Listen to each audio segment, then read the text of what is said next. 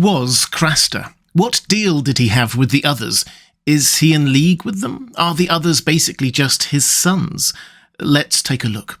Hi everyone, this is Robert. Welcome to In Deep Geek. If you like theories, background, history and lore about A Song of Ice and Fire, The Lord of the Rings and The Witcher, then this is the channel for you. There's a subscribe button in the bottom right of your screen. Craster is one of the most intriguing and repulsive characters in the first 3 books of A Song of Ice and Fire. He clearly has some kind of relationship going on with the others, and through Gilly's baby, his influence is still being felt in this story. So, what's going on? Let's start with who he is. He is clearly old, though we don't know his exact age. His hair is grey, turning to white, his body is not what it once was, and he's been based at his keep for a long time, so perhaps in his 60s or something like that. We hear about his ancestry from Ygritte. Apparently, his mother was a wildling living in Whitetree, north of the Wall, and his father a member of the Night's Watch. His father abandoned his mother when she became pregnant, and when she tried to find him at Castle Black, she was chased away by the Night's Watch.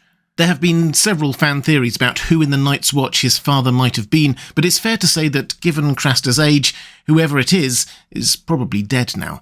Yes, it might have been someone significant to the story, but there doesn't seem to be anything particularly special about Craster as a person. We'll get onto his relationship with the others in a moment, so it probably doesn't matter that much. Sometimes in a world as wide and detailed as George R.R. Martin's, characters are just who they seem to be, a child of a wildling and a random Night's Watchman.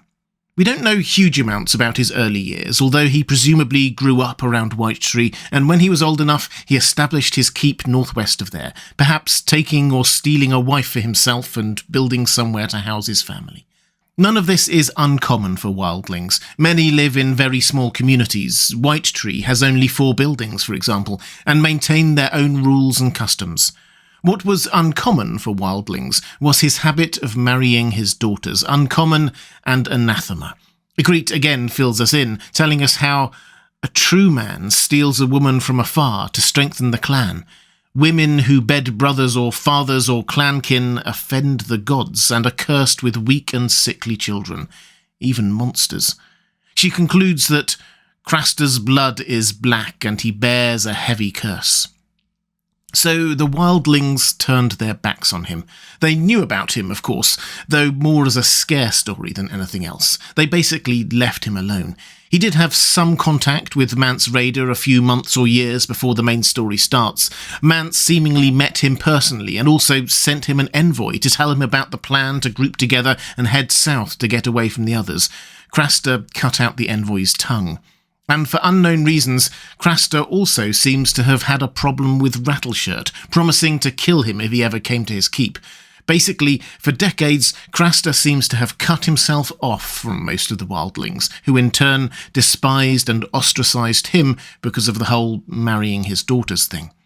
But it's hard to live completely self-sufficiently north of the Wall, so instead he struck up a pragmatic relationship with the Night's Watch, who most of the wildlings hated.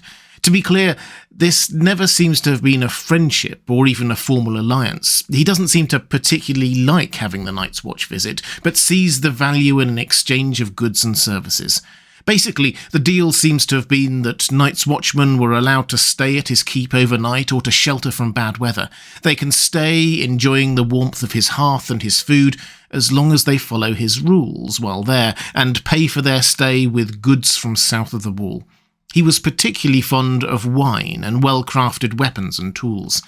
This is clearly a matter of pragmatism on both parts. Craster only gets the things he likes by entertaining the crows, and they only get the shelter and occasional bits of information they need by turning a blind eye to his, shall we say, unique family setup. John, Sam and the new recruits are clearly repulsed by what they discover at Craster's Keep, but even the honourable senior members of the Night's Watch are very pragmatic about it. They don't like it either, but think it's necessary. So, I think we're already starting to get a feel for Craster. He's a bit of a loner, an outcast from both parts of his own heritage. He forges his own way, makes his own rules, and doesn't trust outsiders. He knows he can't survive long winters north of the Wall without some outside help, but he tries to keep this to a minimum, hence his interactions with the Night's Watch. Which brings us to his deal with the others. And to understand this properly, I think we need to first understand the context. How do the wildlings more generally view the others? The North remembers is the kind of phrase that is clearly wrong. Most of the North of the Seven Kingdoms forgot whatever it was that they were supposed to remember, that much is clear. But the real North, north of the Wall, remembered a whole lot more. In particular, the threat of the others never really went away, in people's minds at least. They disappeared into legend south of the Wall, but north of the Wall, the stories of the Long Night were taught as truth. And at some point in recent history, we don't know exactly when, the others returned, moving through the land, killing wildlings and bringing them back as whites. This is how Mance was so wildly successful in building his huge army. The wildlings, scattered as they were easy prey for the others. Mance felt, and many agreed, that their only hope was strength in numbers and getting south of the Wall. But Craster was an outcast even to the wildlings. Mance seems to have tried to reach out to him, but Craster, as we've seen, was fiercely independent, and just as importantly he was pragmatic, caring only about his own survival. Just as he was willing to come to a tacit, unwritten agreement with the Night's Watch, who had abandoned him as a child, surely he was willing to see if he could find some way to get on the right side of the others too. Sacrifices to cold gods, lots of wildling tribes and families seem to have their own local gods, seems to have been, if not usual, then certainly not unheard of, and the legend of the Night's King seems to suggest that the others would welcome human child sacrifices, and Craster had a steady supply of male babies he didn't want. He seems to have been determined to remain the alpha and only male in his household, so the solution seems to have been pretty straightforward to Craster. He would offer up any baby boys as sacrifices to the others, and get into their good graces that way. This is all pretty much confirmed in Sam's second chapter in A Storm of Swords. We read that there had been no attacks while they had been at Craster's, neither whites nor others. Nor would there be, Craster said. A godly man got no cause to fear such. I said as much to that Mance raider once when he comes sniffing round. He never listened, no more'n you crows with your swords and your bloody fires. That won't help you none when the white cold comes. Only the gods will help you then. You best get right with the gods. So Craster, in his own words, got right with the gods. This isn't some line he spins just for the Night's Watch, though. This is what Gilly says, too. Gilly had spoken of the white cold as well, and she told them what sort of offerings Craster made to his gods. So, from Craster's perspective, what he was doing was making sacrifices to his gods, to appease them. We sometimes talk about Craster's deal with the others, or his arrangement that he had with them. This is, I think, pretty clearly not what is going on here. It is not a clear agreement between two parties with set expectations and commitments. There are no signed documents or even a deal over a handshake. And when you think about it, how could there be? Leaving aside the fact that the others have shown absolutely no interest in actually talking to or communicating with humans, they seem to speak a completely different language, or more properly, have a completely different method of communication. Skroth, their language, sounds like the cracking of ice on a winter lake, not something a human voice box can easily produce. Added to which, unlike what appeared to be the case on the TV show, this isn't him proactively offering up a boy every time he has one. This is reactive to the others being close, and more about a sacrifice more generally than specifically a child. Gilly sets out a few more details here. He gives the boys to the gods. Come the white cold, he does, and of late it comes more often. That's why he started giving them sheep, even though he has a taste for mutton. Only now the sheep's gone too. Next it will be dogs, till... She lowered her eyes and stroked her belly. So the picture is quite clear. The white cold is what happens when the others are near.